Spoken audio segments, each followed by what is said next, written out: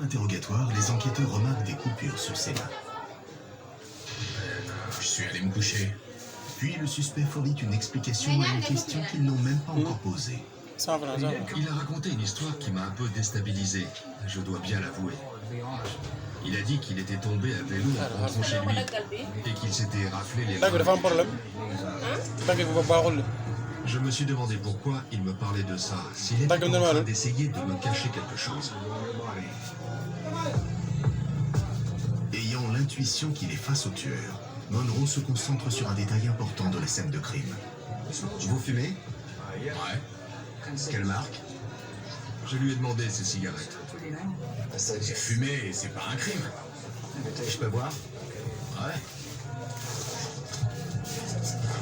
Monroe regarde le nom imprimé sur les filtres. Vous ne finissez pas toujours vos cigarettes? Il s'agit de la même marque que celle retrouvée chez Nina. Je peux les garder? Qui ont été perpétrés dans cette maison. On lui a quand même demandé des échantillons et il a accepté d'en fournir sans aucun problème. Et comme pour tous les autres, les empreintes digitales et les poils fournis par Duffy ne correspondent pas.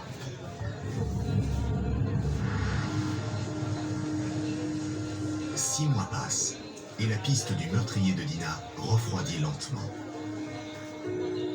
Tout ce que peuvent faire les enquêteurs, c'est passer en revue des centaines d'heures d'interrogatoire en espérant y trouver un nouvel indice. Puis un appel vient donner un nouveau souffle à l'enquête. Le laboratoire nous a appelés et nous a dit qu'un des échantillons pileux fournis n'était pas le bon type de poil. Plusieurs suspects ont été éliminés à partir de poils trouvés sur la scène de crime. Mais selon le laboratoire, l'un des échantillons fournis par un suspect ne provenait pas de la tête, de la cuisse et du pubis comme il avait été demandé, mais de l'avant-bras et du mollet. On ne savait pas qui avait fait ça, ni à qui appartenaient ces poils. Est-ce un acte délibéré du tueur afin d'échapper à la justice? C'était qui? Le laboratoire informe les enquêteurs que le suspect en question est John Brewer, l'ancien voisin de Dina. L'inspecteur Monroe se rappelle comment cela a pu arriver. C'était au cours du premier interrogatoire de Brewer au poste de police. On a posé des enveloppes sur la table en indiquant quel poil allait dans quelle enveloppe. Je suis sorti pour aller chercher des étiquettes, mais mon collègue a aussi quitté la pièce. Brewer savait ce qu'on cherchait.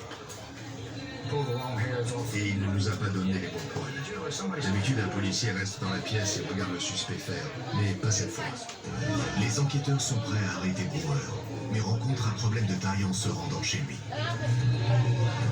Il avait disparu. Il n'avait pas coupé l'électricité. Le téléphone fonctionnait. Il avait simplement pris ses amis. Et c'est pareil sur son lieu de travail. Brewer est parti sans prévenir personne. La J'ai une question concernant un de vos employés. Mais il leur faut une raison valable pour l'appeler. Je voudrais percevoir les allocations chômage. Il trouve cette raison dans la demande d'allocation chômage de Brewer. Dans le formulaire, il prétend avoir été renvoyé par son employeur, mais la police sait qu'il ment. Bonjour, madame. Brewer est donc coupable de falsification d'un document officiel. Le mandat d'arrêt obtenu, la police se lance à sa recherche. On s'est rendu chez son père. On enquête sur une affaire de meurtre. On voudrait poser quelques questions à votre fils, John. La première chose qu'il a dite, c'est que John ne tuerait jamais personne. Je lui ai dit, c'est bon à savoir, mais ce n'est pas ce que j'ai demandé. Pendant une enquête, je n'essaie pas d'être sympa. Dans ce genre d'affaires, je ne cherche pas à me faire des amis. Il vit dans une caravane. Vous l'avez vu dernièrement? On ne se voit pas. On l'a interrogé, mais il ne savait pas où il était. On n'a rien appris de son père et il est resté introuvable. Dites-nous si vous le voyez. D'accord.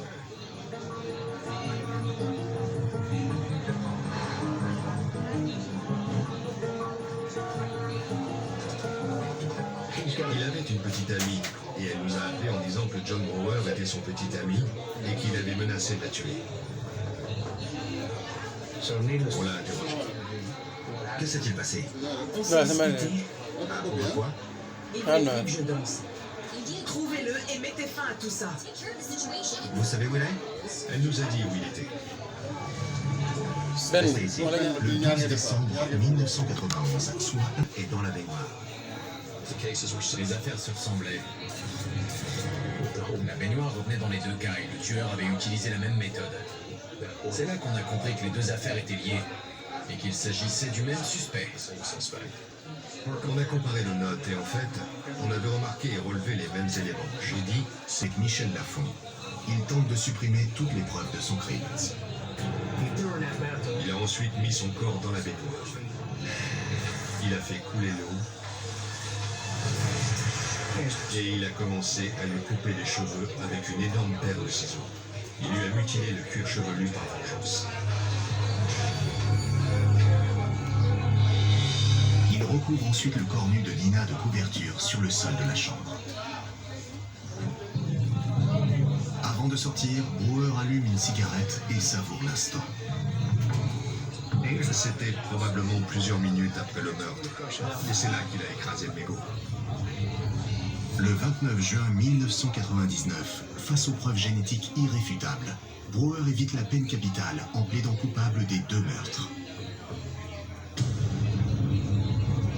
John Brewer est un sociopathe. Il se moque totalement des autres et du monde entier. Tout ce qui l'intéresse, c'est sa petite personne. Il a commis ses meurtres par pur égoïsme, pour se faire plaisir. Pour la famille de la victime, la perte de Dina est toujours aussi douloureuse que lorsque John Brewer leur a arraché leur femme, mère et fille bien-aimée. On continue notre vie, mais l'être cher qu'on a perdu ne nous sera jamais rendu. Ceux qui n'ont pas grandi dans une famille nombreuse ne comprennent peut-être pas que, dans ce cas aussi, chaque enfant est différent. Dina, c'était Dina. Parfois, ma fille fait quelque chose qui me rappelle ma sœur.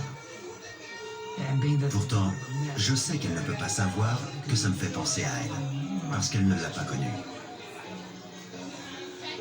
Quand je pense à Dina, parfois ça me rend heureux, et d'autres fois ça me rend triste. On a partagé beaucoup de moments tous les deux, même si je sais que j'en ai oublié certains. Mais je suis heureux d'avoir toujours des souvenirs de ma sœur. Je me demande souvent ce qu'elle serait devenue, ce qu'elle ferait, comment elle s'entendrait avec ma femme et mes enfants.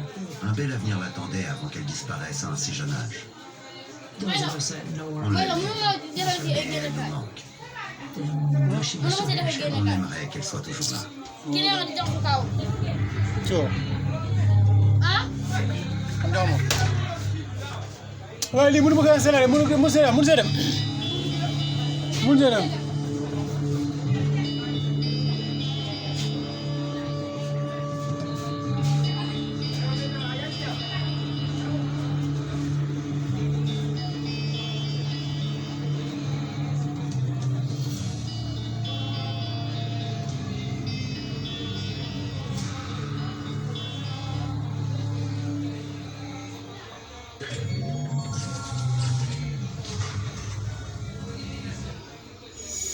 Elle avait reçu plus de 80 coups de couteau. Pour une telle frénésie meurtrière, c'est généralement l'œuvre d'un proche. Dans un instant, compte à rebours avant la mort.